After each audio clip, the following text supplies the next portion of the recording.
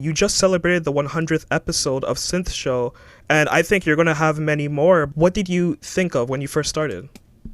Well, I mean, YouTube come about what around 2006, something. That's when I started with it, and it was just purely a lot of the videos were just like I was like the voice of God. You never saw me; it was just a voice talking, and you saw my hands, and that was about it. Because obviously privacy and all that type of thing. But I didn't do anything regular. It was like there'd be months would go by, and I'd do something, and I mean, well, it's been like that for a number of years, really, up until when I moved up here and I got the studio, which was the office I converted. That I decided, well, end of the day, YouTube's great as a way to market my sounds. So I was doing. I mean, that was one of the first things I did. I mean, there's been others since, but I think I was the first one to if I made a bank of 128 patches, then I demonstrated every single sound.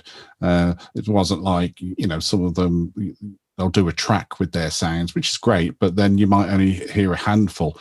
And so I decided to do that, but then to expand it more with all right, I'm working on this synth, so why don't I do some tutorials? So I did some tutorials teaching people how to design sounds from scratch, and then the odd review. And reviews are a funny one because you just get views, whether you like it or not. You get people watching it because a lot of people, especially in this game and even in the camera industry, anything where there's an item, people like to talk about synths and not necessarily what you kind of do with them, if you know what I mean. I don't mean that in a negative sense, but we like to say, oh, that synth's rubbish. That one's good. Why is it rubbish? And then sometimes, yes, it can go into toxicity from there. But so I was doing these reviews, and then I sort of, in fact, I was doing a lot of guitar effect reviews, which is how I got the name GEOSynths, guitar effects on synths. Very clever, by the way. Yeah, well, people were thinking, oh, Geo, it's like the world. No, I wasn't clever enough to think anything like that. It was just it was like these guitar effects I was using, and that seemed to go well. But the problem was I had to keep buying guitar effects.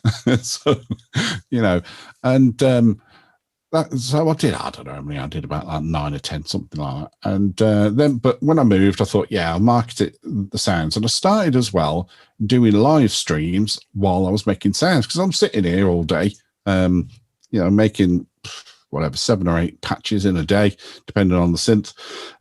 So I thought, I'll just do a live stream and at the same time. And so I started doing that. Sorry, my cat's just coming. Started doing that, and people were at the same time were asking, oh, what do you think about this latest synth? And then I'd give my opinion, and then other people, and it seemed like a natural thing to then turn it into something a little bit more. I mean, I didn't think I was going to make it a show. Cheesy, that reminds me of shows. But anyway, so I started.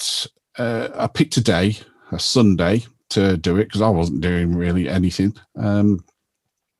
And it became a bit more structured, and it was just the first, in fact, with it being 100 shows, I did like a little montage of some of the people I've had on. But it was funny going back to them all, because once I do a show, I don't really look back at it, mainly because I cringe at myself. But I try not to look back at them all. So, but I looked at it and I was thinking, wow, that's how it started. It was just sound design.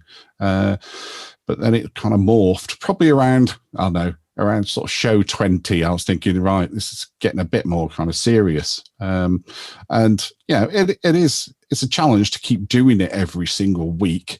It's like anything. Sometimes you're really up for doing it. Other times it's like, oh, wow, I'd rather just chill out and watch the TV for a bit. But, you have to do it.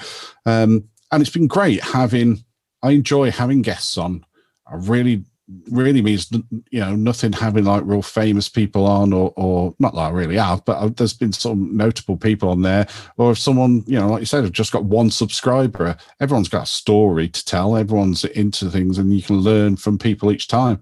And I think I made it that way because back from my video days, I'd be interviewing businesses and their customers for testimonials and that sort of stuff. So the interviewing part came quite naturally to bring that in, to then, have it all around sort of the news of synthesizers to a degree. And at the end of the day, the news, we've all seen what the latest synth is.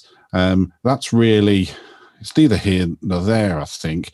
I think it's a reason for everyone in the audience to kind of focus a little bit, are we talking about this synth? You can put your opinion. But I think it is. I think it's more to do with the community aspect, and then to find out about other people's stories that, and like I say, it can be anybody. And I think the audience can see themselves in that, that guest, really, rather than just having a kind of YouTube personality on who's going to be selling something. So I just try and keep it real. I think that's the deal, really.